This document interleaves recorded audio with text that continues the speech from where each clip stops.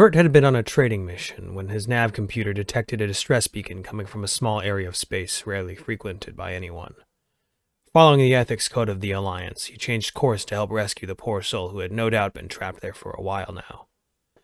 Arriving in orbit over the desolate moon, Vert was shocked that anyone could survive on this rock. He half suspected that it was an automatic distress beacon that had yet to be shut off, but protocol dictated he had to confirm and respond to any beacon he had detected. Locking his main ship in geostationary orbit, he descended in a shuttle towards the source.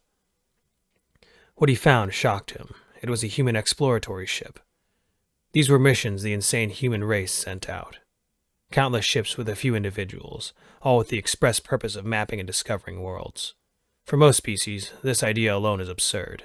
The dangers of the galaxy were many. To face them willingly was simply unheard of in the pre-human days. Landing on the surface, Vert readied his envirosuit and set off towards the twisted remains that had once been a ship, finding little to no signs of life or survivors as he went, till he reached just outside the airlock. There he found two piles of rocks with a T-shaped beam of metal placed at the head of each pile. Graves, Vert muttered to himself. Typically, there are 3 humans per vessel, so the last human must still be alive, his onboard AI suggested. Or no one was around to bury him. Vert replied back. Reaching out his hand, he pressed the open sequence for the door. The door began opening with a loud hiss, allowing him to enter the ship's remains. This was good. It meant there was still a seal and atmosphere inside. However, what he found boggled his mind.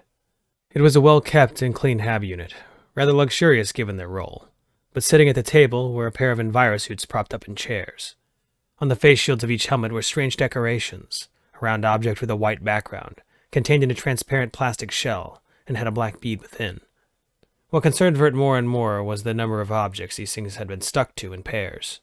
In the kitchen area, a few cans had pairs. The little vacuum robot had a large pair. He could only wonder, what was going on here? Was this some kind of human grieving ritual? In his shock, he had accidentally knocked over a stack of cans and made a loud clatter. He could feel his pulse already quicken in terror. This is like one of those horror movies that humans like to make. How a race could enjoy fear was beyond him, but he, above all, did not want to be living inside of one of those tales. "Hang on, Sparky. I know I slept in," a groaning voice said from within one of the side rooms. Staggering out was an unkempt human with a waist-length beard and hair frazzled and untamed. With bleary eyes, he looked at Vert in frozen shock. Vert readied his defense gun just in case. The human, though, slowly approached Vert, with eyes narrowed in suspicion. "You real?" he asked. Vert was confused at first, but nodded. "Last ghost said they were real. How do I know you aren't lying like the last one?" he demanded, still approaching. I don't know how to answer that, if I'm honest," Vert admitted. "I know, Mike. Right.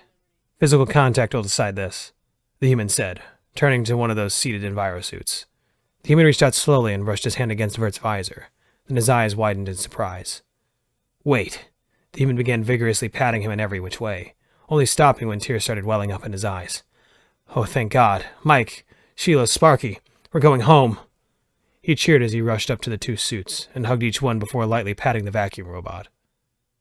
"My name is Vert. What is your name, human?" Vert asked. "Ah, sorry. These guys, you know. But my name is Harry," Harry answered with a smile. "How long have you been here, Harry?" Vert asked. "What's the date?" Harry asked in reply.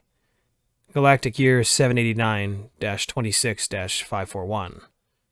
"In 3 years," Harry answered to an extremely shocked Vert. He had read humans were an intensely social species and struggled to survive without other beings to bond with. "How did you survive?" Vert asked. "We had a survival pack.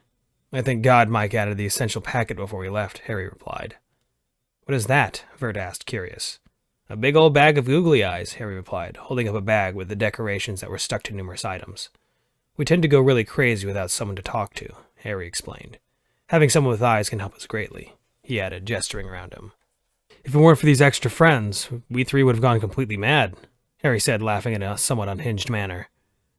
"Now just help me with Mike and Sheila and we can get off this rock," Harry said, lifting up one of the empty suits with the googly eyes on the visor.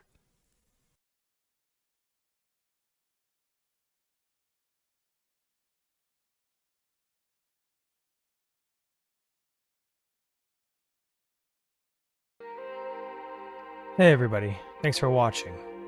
Everything I used is in the description below. If there's a story you'd like to hear narrated, let me know and I'll reach out to the author and see if we can make that happen. Thanks again.